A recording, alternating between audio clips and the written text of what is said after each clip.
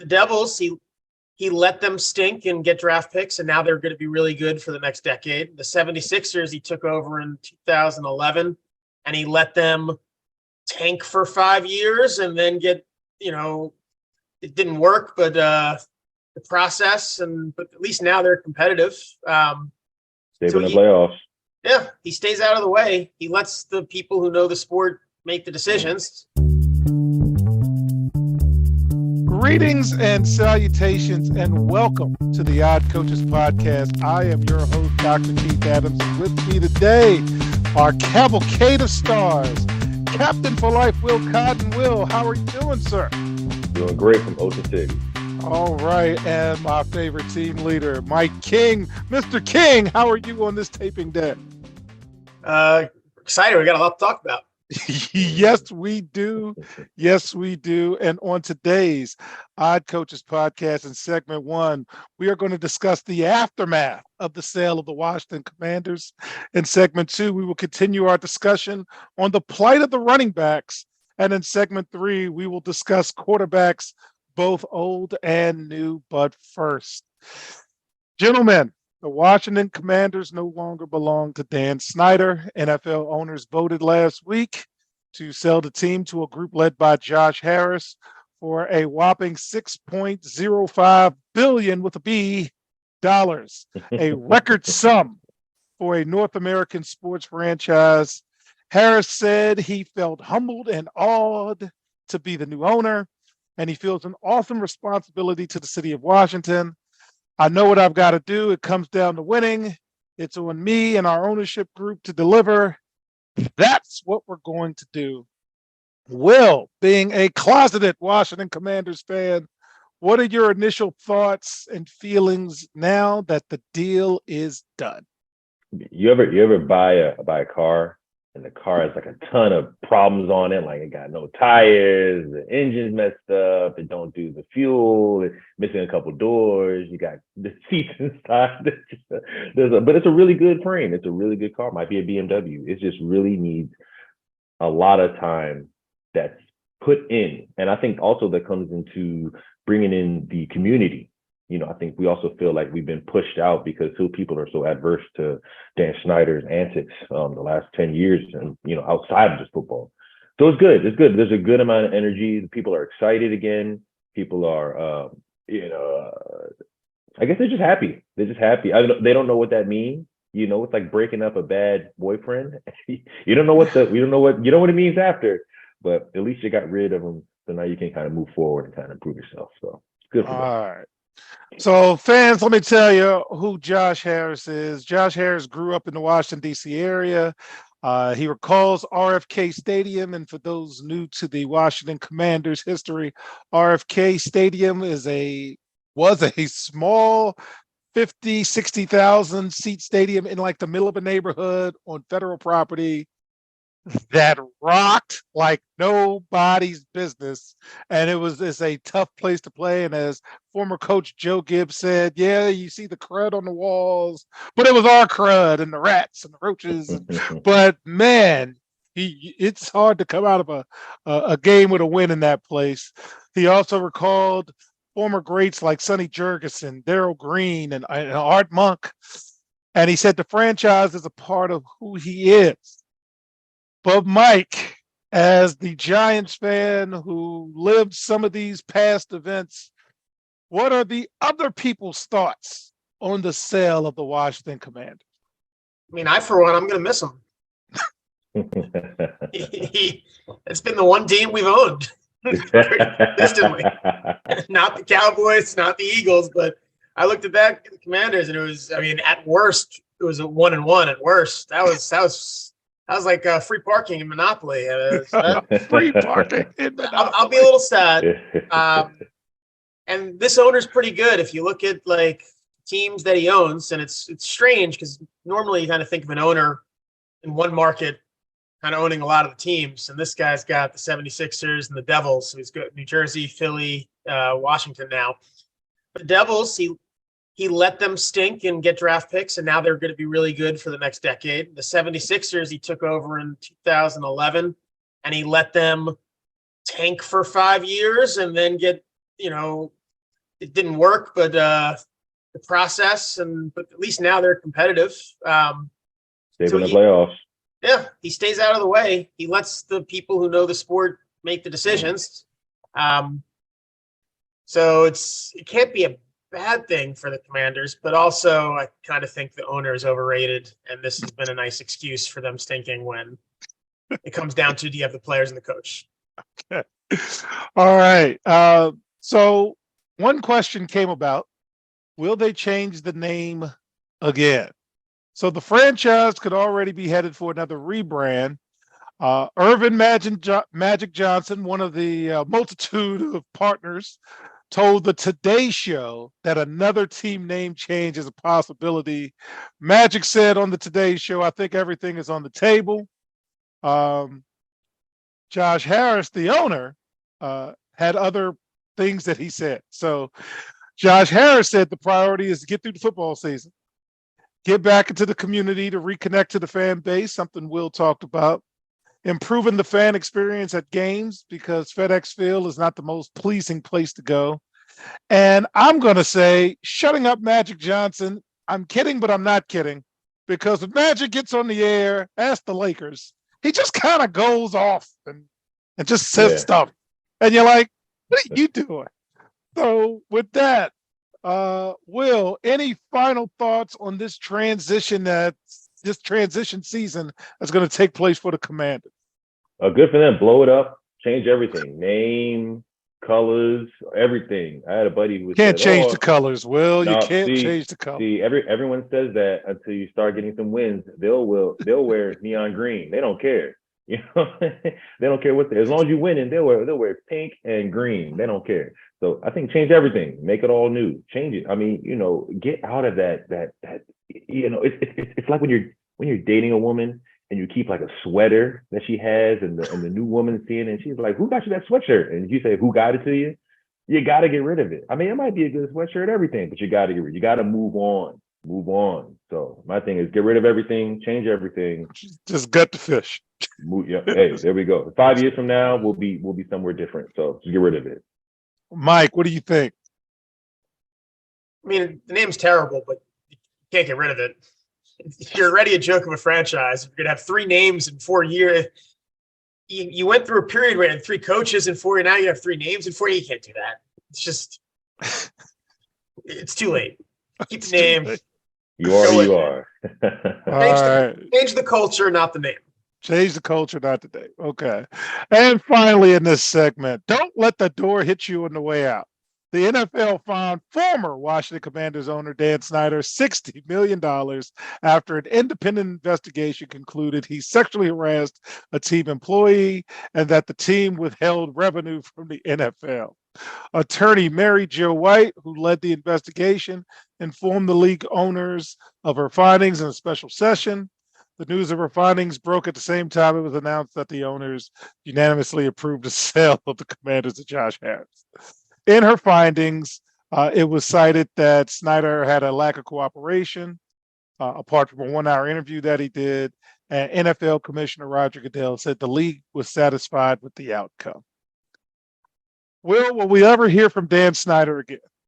Never, until he passes away. Won't hear about him. Really? Yeah, right. Won't hear about him. He's revered. He's hated. I mean, again, I'm very young in terms of my sports history.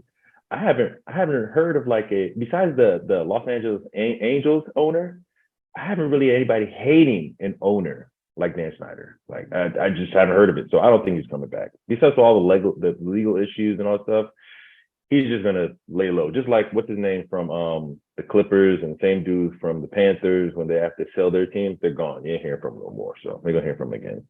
Mike, you're a social studies teacher. Nixon came back. What about Snyder? Will we ever hear from Dan Snyder again? Does he still own Six Flags? We'll hear from him when there's another horrible Six Flags thing, because everything's terrible when he just does a terrible job, but somehow fails up. He's like Kirk Cousins times 1,000,000. Yeah. Just fails his way up. No, No slander on Kirk Cousins on this show. Friends, when we get back, we're going to go back and talk again about the running back position. You guys need some advice, so we're going to try to help you out. We'll be right back on the Ad Coaches Podcast. The reviews are in for Dr. Keith Adams' book, Finding the Balance, My Personal Journey to Academic and Athletic Success. College professor and student athlete academic expert Dr. Lisa Rubin said, "There is nothing out there like this book, so I do hope people will pay attention and give it a read." Former George Mason standout Folarin Campbell said, "Consider this book an opportunity to work directly with Dr. Adams, just like I did. I assure you that there will be something you can take away that will be useful to you throughout your personal journey." Ryan Waite, a recent college graduate who is a software engineer, said, "I like how the book is based on research, which makes it good for general students as well as student athletes." The book serves as both a memoir to Dr. Adams' 30-year academic and athletic career, as well as an instructional guide to assist student athletes, parents, coaches, teachers, and administrators navigate through the challenges of finding a better balance between academic and athletic success. The book includes over 15 personal stories and anecdotes from Dr. Adams, along with numerous former players and colleagues from a variety of sports and endeavors. You can order your copy at www.ckasaveproject.org. From the main page, simply click CKA Save Project Services and order the Find the Balance book. For more information, contact Dr. Keith Adams by email at cka@ckasaveproject.org. Welcome back as we make fun of Six Flags America. To the Ad Coaches Podcast. In segment 2, Saquon, and I'm so glad Mike is here for that. So let's just get this going. Saquon Barkley says he has considered not playing for the New York Giants this season, admitting during a recent interview that he, quote, might have to take it to this level, unquote, amid his stalemate with ownership over a long-term contract. Let's give you the numbers, fans. The Giants and Barkley did not agree to a deal before the deadline, meaning the star running back will have to play this upcoming season for the $10 million franchise tender. Since he is not signed, he cannot be fined for missing training camp. It's tough, Mike. But what would you advise Saquon? I think it's pretty easy, actually. I think Saquon needs to stop listening to running backs who already took deals. That was a mistake. They got their money. What are you going to do, buddy? I took a deal, but can you hold out and try and get us more in the future? Who listens to that? You're going to get $10 million this year on the franchise tag, or you sit out and get 0. Okay, so that's 10. Next year, they can still tag you. You're going to get $12 million, or you can get 0. That's $22 million. Now you're age 28. You sat out for 2 years, and who's going to give you $22 million for the rest of your career? Answer is nobody. So it's the easiest decision ever. You have to play, and you have to play next year. That's the rules. If you want to complain, you complain to your union, because your union has allowed for quarterbacks to make so much money that there's just not money for the running back position anymore. It is what it is. The people that you have to blame besides the union would be Todd Gurley, Ezekiel Elliott, Le'Veon Bell. That's who you have to blame, because they got paid and it didn't really help the teams. It's the position. This is business. I mean, I love Saquon is like the most likable guy on the team. I'm not mad at him for anything he does. You want to sit out, sit out. I'm not going to blame you. I'm just going to say, economically speaking, it doesn't make any sense. It's a stupid thing to do. So, but you're a great guy. Do whatever you want to do. I'm not going to be mad at you. But the Giants are doing the right thing here. The GM is, what am I going to do? Give you $15 million? How did that work out for every other team that did it? The answer is it didn't. And Saquon gets hurt a lot. Well, next man up, Mike. The team announced the signing of veteran running back James Robinson last week, who was a member of the Patriots back in June, but New England waived him after signing a 2-year deal worth $4 to $8 million back in March. Robinson will now join 2023 fifth-round draft pick Eric Gray, Deshaun Corbin, Gary Brightwell, and Matt Breida in a crowded running back room behind Saquon Barkley. Fans can remember that James Robinson burst onto the scene as an undrafted free agent and ran for 1,000 yards for the Jacksonville Jaguars, but he had an Achilles injury. In October of 2022, Robinson was traded to the Jets for a conditional late-round draft pick. Mike, how you feel about that move? Do you think that's a good move? I mean, I don't think it really matters. It's if Saquon sits out, then it's Matt Breida and the fifth round pick from Oklahoma, who a lot of people like. He's just not. He's not. He's quick. He's not fast. He can make the first guy miss, and he'll get you like 5 to 10. He's not going to get you 20 to 30. Giants won the Super Bowl 2008, or the 2007-8 season. Tiki Barber left the team 2006-7 season. He was one of, if not, top 3 type running back in football, and he leaves. And they had Ahmad Bradshaw and a bunch of like little parts, and it was fine because it's the running back position and it doesn't matter that much. You look at the Chiefs; they win. Who's been their running back on these teams? Who knows? It changes every time because it doesn't matter. Like this signing, he probably will do nothing, but like, if they have 4 guys that could just they just stay fresh. If Saquon sits, that's going to be the plan, and it might not work. It might work, but again, I can't think of the last superstar running back who's won a Super Bowl. No, It's not the '90s anymore. Like I can't think of it. LaDainian Tomlinson didn't win any. He was the best running back for like a decade.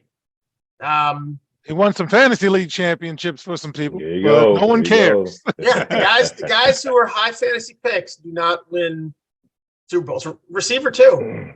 All right. So, Will, I got to ask you about Melvin Gordon. Veteran free agent running back Melvin Gordon III reached an agreement last week on a 1-year deal worth up to $3 million with the Baltimore Ravens. Gordon is 30. He's a 2-time Pro Bowler who is entering his 9th NFL season. He played 5 seasons for the Chargers, the last 2.5 with the Broncos. Will, does this change your opinion about the Ravens this season? Because now they've got 5 first-round wideouts, and they got Melvin Gordon to go along with the newly minted paycheck of LaShawn. So anyway, what do you think? He hasn't helped any of the teams that he's been since he left San Diego. I mean, he wasn't really great in Denver. They kicked him out. I mean, well, he kind of forced himself out by talking to Russ like that. And then he went to the Chiefs, and he didn't really touch the field. And there wasn't really a reason why not. I mean, he was he's probably as good as CEH, but he's just not, like you said, he's older. He's just not good anymore. He was the guy 2-3 years ago who could catch, who could block, who could run, and Father Time has got him. And and trust me, like if he does do well I think you said Baltimore. With Lamar Jackson. That's who it is. Yep, it's because you have a great quarterback like Lamar Jackson who's going to open things up for everybody, in terms of things like that. But yeah, I mean, he 1 foot out. He's not going to be a big factor this year. Okay. So, Mike, I need your social studies help here. The best hope for running backs, according to CBS Sports, is Jonathan Taylor, because his deal is the next deal up. He is coming off a career low 861 yards rushing behind an inconsistent offensive line. Previous year, he knocked it out of the park. His contract can't be extended until 2026. So again, he signed as in 2020. His rookie deal is almost up, and the Colts are not trending the right way. So what are you thinking about the running back position before we give you the numbers of the current marketplace, Mike? So, I mean, I don't think he's going to get a big deal. I think the only way to fix it is if they can make some kind of either cap on the quarterback, so there's more money to go around. That could just make the other positions besides running back still go up. It's almost like they have to have money in the cap that doesn't count against the cap for the running back position to some extent, so you could pay. Because, I mean, it is true, you got legit superstars, and it doesn't make sense to pay them. It's business. And as good as you are, the Eagles were great last year, and their running back was like, middle of the pack, and they said bye because who cares? It's a running back position. We'll find someone else. I mean, the Chiefs, they get a different running back. It seems like all the time. They win all the time. It's just in a weird place, the position in general, where the cap's going up, but the average salary for the position has gone down and down and down. So it has to be fixed, I think, at the union level. Well, the last running back, guys, that got a big payday was Nick Chubb in 2021. 3-year deal, $36.6 million, averaging, Mike said at the beginning of the segment, $12.2 million a year. That seems to be the number. Mm-hmm. So Barkley rejected a 3-year offer in the $11 million range with $22 to $23 million guaranteed at the July deadline. So that's what he rejected. I don't know what he thought he was going to get. You also have the franchise tag that's going to be about $12.75 million next year. So that's kind of where Taylor is lining up. And again, that's what the numbers are saying. Derrick Henry signed a 4-year deal averaging $12.5 million worth of maximum $51 million. And he signed that in 2020. So yeah, no cost of living, no inflation. And Henry is going to be 30 in 2024. And I don't think he's going to get another bite at the apple. So they said they were thinking about trading him. I mean, he's been hot all off season that he was going to be traded. But I guess they decided that they couldn't because of the money. But all these, it's just so funny, man. Like everyone, even my boy Mike King, he made a shot at Le'Veon Bell. But at the same time, I want to come back and remind you guys that Le'Veon Bell, who was able to show himself and show the team that he had that value. He was the second wide receiver, and he was obviously one of the number one rushers in the NFL. And he was able to show the team that this is my value. And I think now that's what running backs are going to have to do. It's like, hey, look, you know what I'm saying? I'm Saquon. I'm the best running back on your team. I'm probably the best receiver on your team as well. You have to make yourself, it's kind of like selling yourself. Saying that I'm not going to camp and I'm not playing and that's never worked for anybody in America. It's just never worked. I don't know why they do it. It's like, I'm not going to, imagine being a doctor. I want to make more money. All right, well, you got to do more surgeries. Nah, I'm stop showing up. Just not going to show up. Teachers. I wanted more money. Okay, cool. I'm not showing up on Mondays and Tuesdays. I'm not showing up. So it's just ridiculous. Show your value. No jokes, King, because that does happen. But really, show that you have value. Show that you're a good employee. Because at the end of the day, what they are, they're employees. Imagine what employers are going to tell you. Like, I want more money. Okay, I'm stop coming to work. They're like, man, what you talking about? It's backwards. It's backwards. Show that you need the value. Prove it in statistics. Say, hey, I have a guy that tracks my analytics, and he was able to show you that, one, I was the number one receiver, number one running back on your team. The value, and this is also directly correlates to Daniel Jones' success. There is a way that he can do this and just not be like, oh, well, I'm not showing up to work. That automatically turns people off. So all right, I think who was that guy on the Redskins? It was a rookie. And he was getting off, he was running, and then he ended up going to Dallas. And he never got a bite at the apple. Alfred Morris. Alfred Morris. Yep. I can get another one. James Robinson was an undrafted free agent. Every year, we're going to see somebody bust through the seams for cheap. Mm-hmm. So it's going to be hard, data or no data.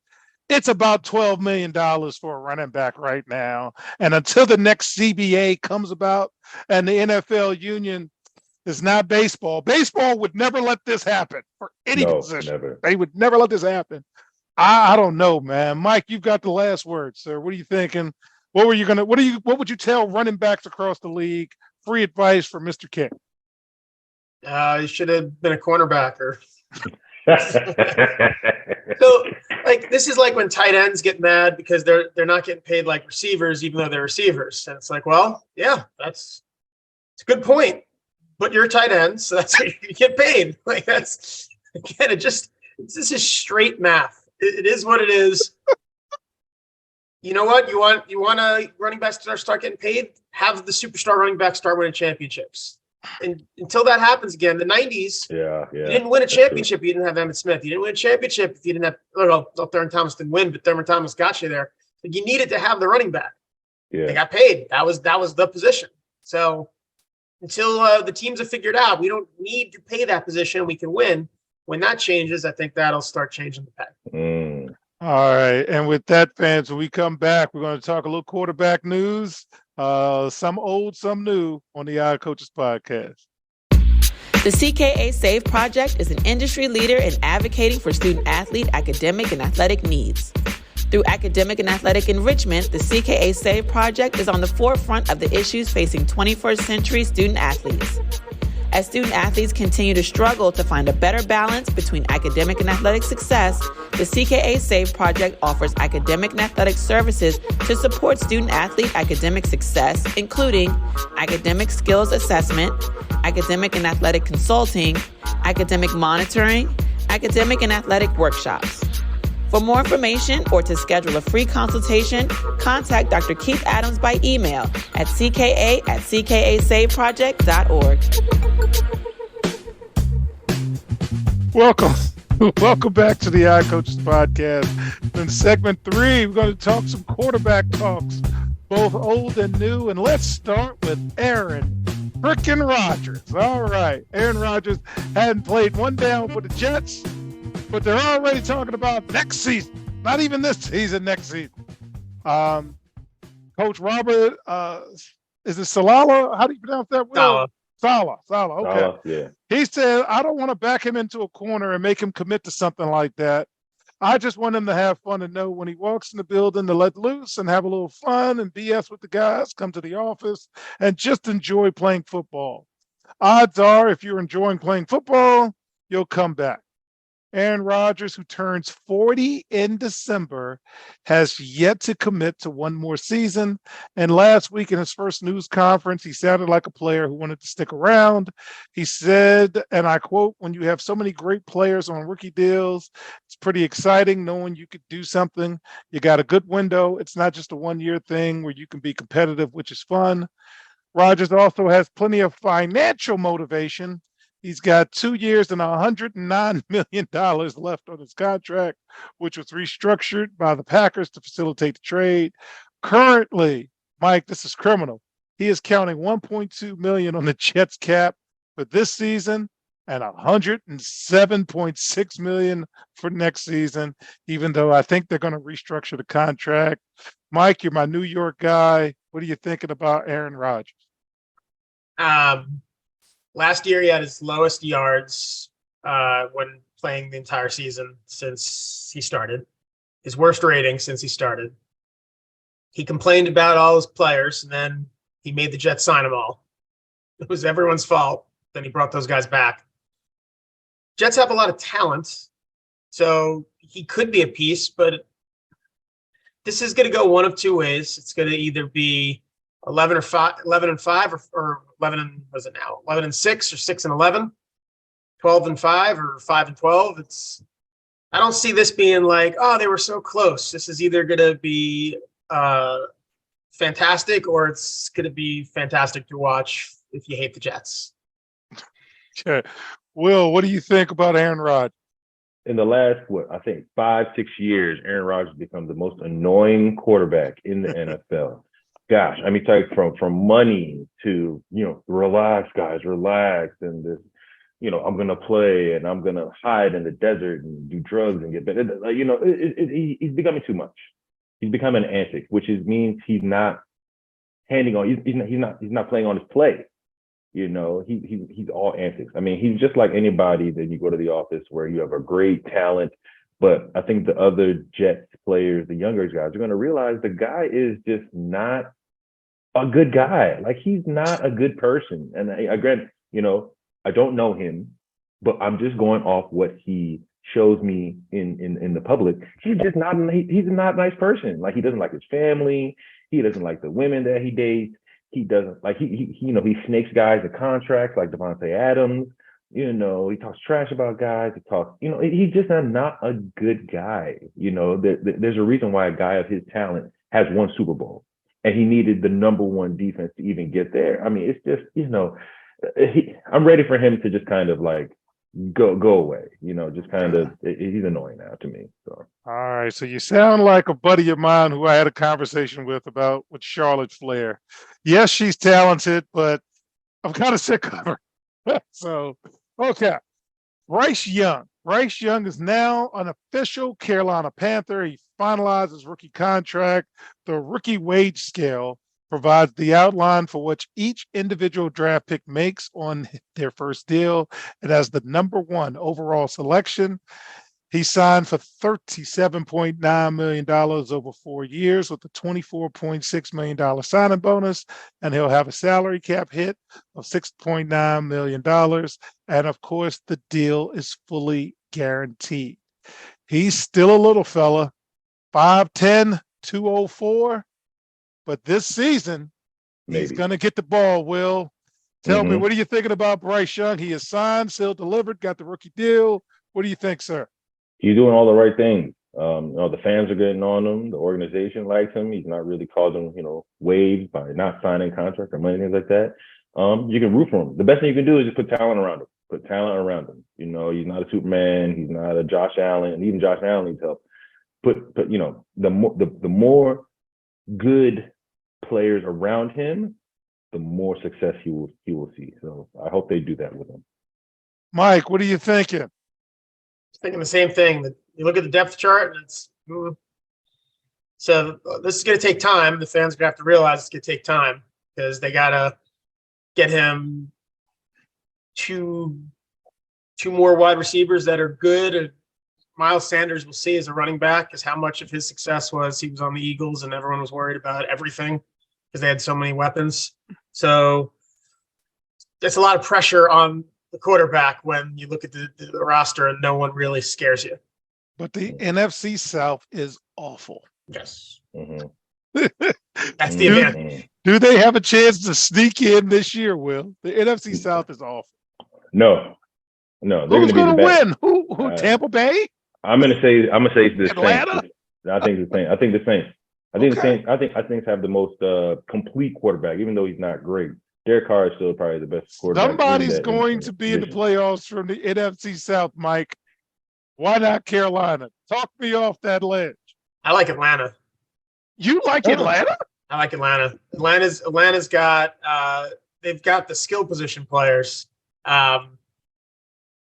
The quarterback, sure, we'll see, but again, talent can make up for. Look, Kirk Cousins has surrounded himself with wide receivers, and he just keeps getting paid. So if you have enough talent, they got Bijan Robinson, who's supposed to be this superstar elite running back, Drake London, Kyle Pitts. I mean, there's name guys on that offense. So if the quarterback can just put the ball close to the people that he needs to put it to, why not? There's a lot of free wins in that division.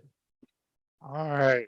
So as we prepare for our NFC South preview taping coming shortly, they might have me betting on Atlanta, strictly for entertainment purposes only. All right, gentlemen, the best non-story of the week. I love that this was a non-story. Jacksonville Jaguars assistant strength and conditioning coach Ken Maxon has become the first male coach in an American men's professional sport to publicly come out as gay, telling Outsports that he made the decision because he didn't want to hide who he is any longer and to possibly inspire others in similar situations. I call this the biggest non-stories because my wife is the one who found the story and said, why is this a story? Because no one cares. Can you help our team win? And if you can help us win, I don't care what you do. Just try not to hurt anybody. Will, one, did this story come across your desk?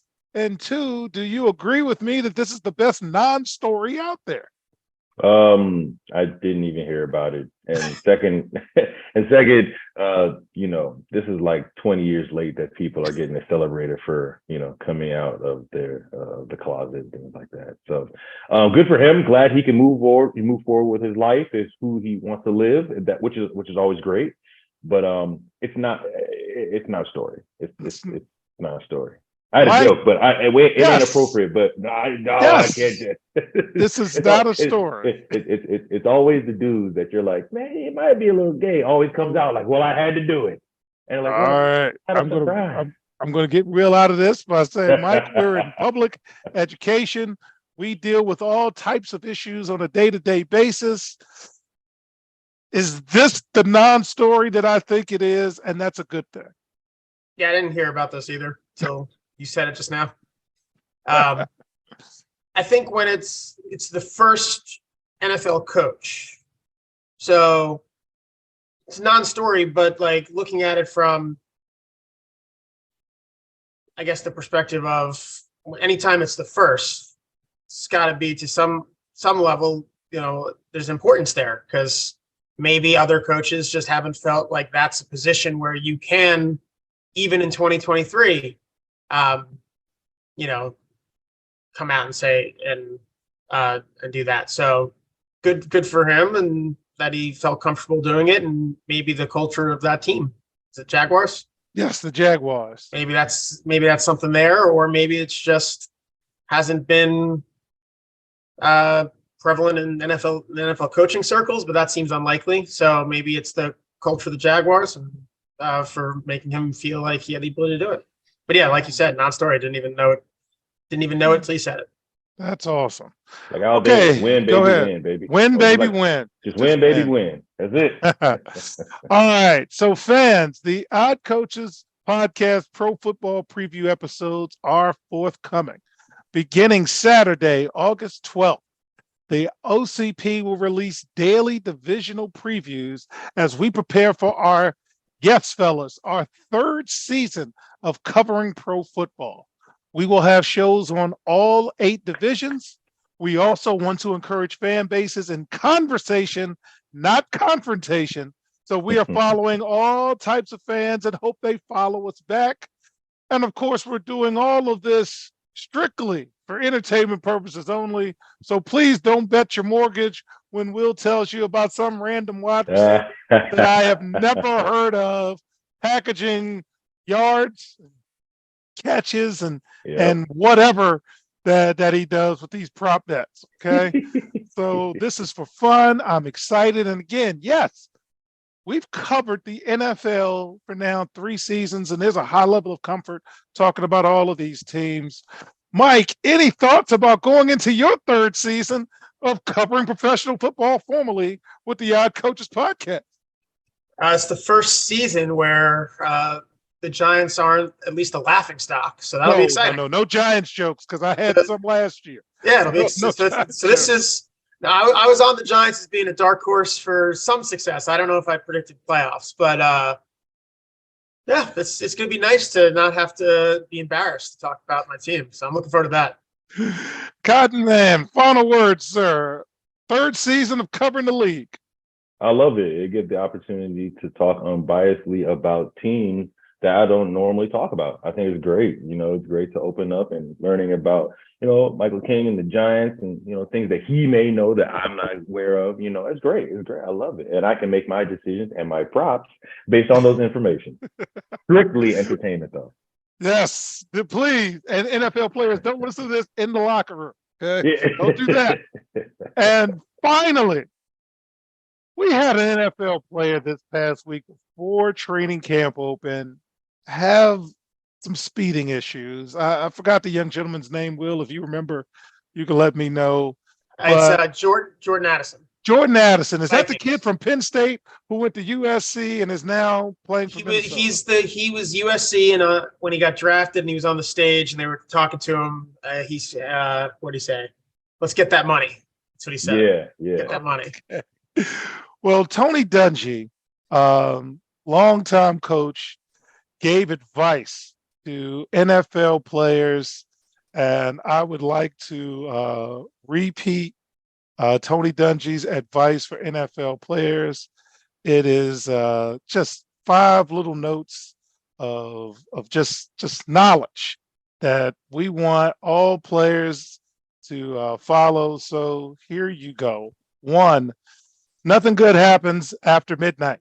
So please, let's try to not be out past midnight, be in safe, secure locations. 2, going 15 miles an hour over the speed limit is never a good thing. So let's not do that. Let's stay away from drugs and guns. Let's just stay away from them. Let's monitor our alcohol use. And please be wary of women you know too well or not well enough. So this is just good advice that I posted on social media when I posted the story. So let's be safe, guys. And on behalf of my tag team partner, Coach Mike, Franchise Francis, and our cavalcade of stars, I'm Dr. Keith Adams saying thank you for listening and or watching the iCoaches podcast. And we will see you on the sidelines. Till next time, take care. The iCoaches podcast is sponsored by the CKA Save Project. The CKA Save Project is an industry leader in providing student-athlete academic and athletic support. From assessing student-athletes' academic and athletic skills, to measuring and monitoring student-athlete academic progress, to improving student-athlete time management and organizational skills, the CKA Save Project provides wraparound services for student-athletes from middle school through college. For more information, visit us on the web at www.ckasaveproject.org or schedule a free consultation with Dr. Keith Adams by emailing cka@ckasaveproject.org. We hope you enjoyed today's show. The iCoaches podcast drops new episodes every Tuesday through Friday on most weeks. Make sure you subscribe to the iCoaches podcast on Apple Music, iHeartRadio, Podbean, Spotify, and YouTube. Follow the iCoaches podcast on Twitter and Instagram at iCoaches. Follow Dr. Adams on Twitter and Instagram at CKA Save Project. In addition, follow Coach Mike Francis on Twitter and Instagram at Coach Franchise, spelled Coach Franchize. For more information about the CKA Save Project, please visit them on the web at www.ckasaveproject.org. See you next time on the iCoaches podcast.